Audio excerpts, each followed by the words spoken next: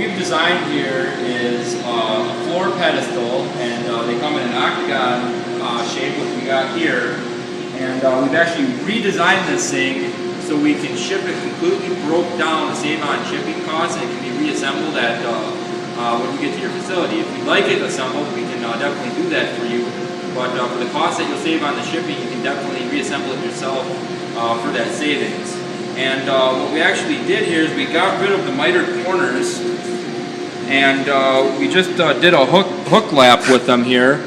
And we used some pocket holes on the inside, which you can see. And all the pieces are going to be pocket holed into each other. And what that pocket hole does is it actually pulls the pieces tight together and drives the piece that you're screwing forward into that joint. So on the front, when everything gets screwed together, everything is going to be really nice and tight, fit, and it's going to look like it was built at your plant or was ordered and put together. So what I'm going to do today to show you how quick and easy this thing goes together is I'm going to go ahead and start doing an assembly here. The only tool that you'll need is a drill. In most cases you'll be able to use a regular drill, but if you're going to do an octagon base, you will need a right angle drill because it does get a little bit tight in there to move around. I've got a 3-inch square drive bit which I'm going to be using to screw in the pocket screws with. The screws will all come with the kit when it's shipped. But essentially it's going to be shipped in 10 parts. You're going to have all of your sides, you're going to have the base, and you're going to have the lid. And all the sides will get screwed together, which I'm going to do now. And then once the side section is assembled, it will fasten to the base. The lid will be removable. It's a recessed lid, so you're able to add any kind of counterweight that you'd like to keep your base steady. And when you put the lid on top, you'll be able to fasten the lid into the sides with some separate screws. So I'll go ahead and start the assembly now. What you're going to want to do is you're going to want to make sure that you just keep the tops flush when you put them together, when you get your first screw started.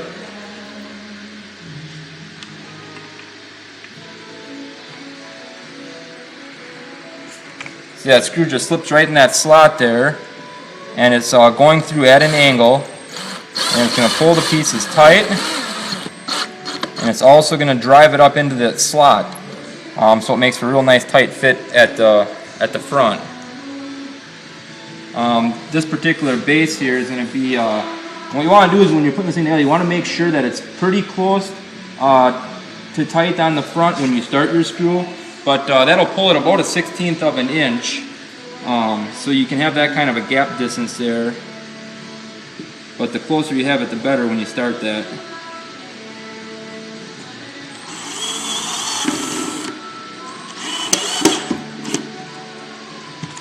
Then you're just going to go on and move on to your next piece. All of our parts that we're sending here with this particular style are all panel and stile and rail construction. And what that means is it's typically just like the cabinet doors in your home. All the panels are free floating, and they're actually stile and rail construction going around, and between the panel and the stile of the rail inside the joinery there's rubber spacers on all 4 sides that keep the panel centered at all times, because with wood it does take on some temperature changes and moisture and humidity, and wood will move a little bit, so we put that in there to keep the panel centered if the things do move just a little bit.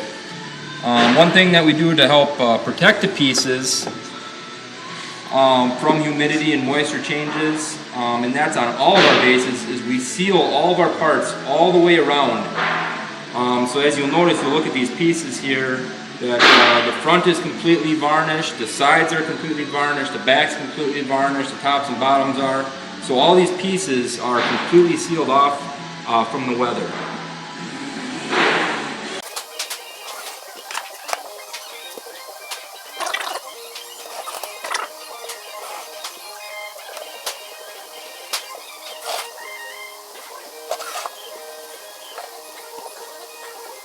Crucial screw to start is the top one, or the first one. And once you get that one started, you get that one in, then you just go down the line and you can put all the other ones in, making sure that the front alignment is just close, and then we'll pull it tight.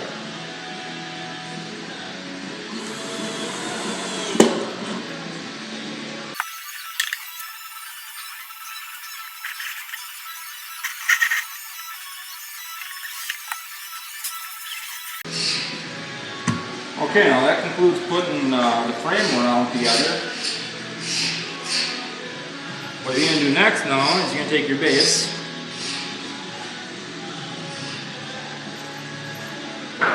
and the base comes slotted out around with a rabbet so that it's really easy to get your base on and to keep it centered.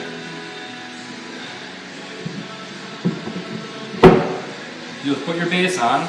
You want to make sure that your reveal around the outside is fairly symmetrical. You can do that, check that by either measuring or eyeballing it. I think that looks pretty good right there. And then you're going to screw up from the bottom. These screws will also be included in your kit, into your framework.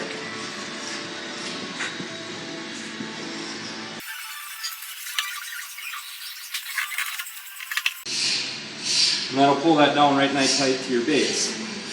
Okay, now there is 2 more screws I would do to put in for that, but for time reasons here, I'm just going to skip that right now. But you can see the base is on there, and after that you can go ahead and take your lid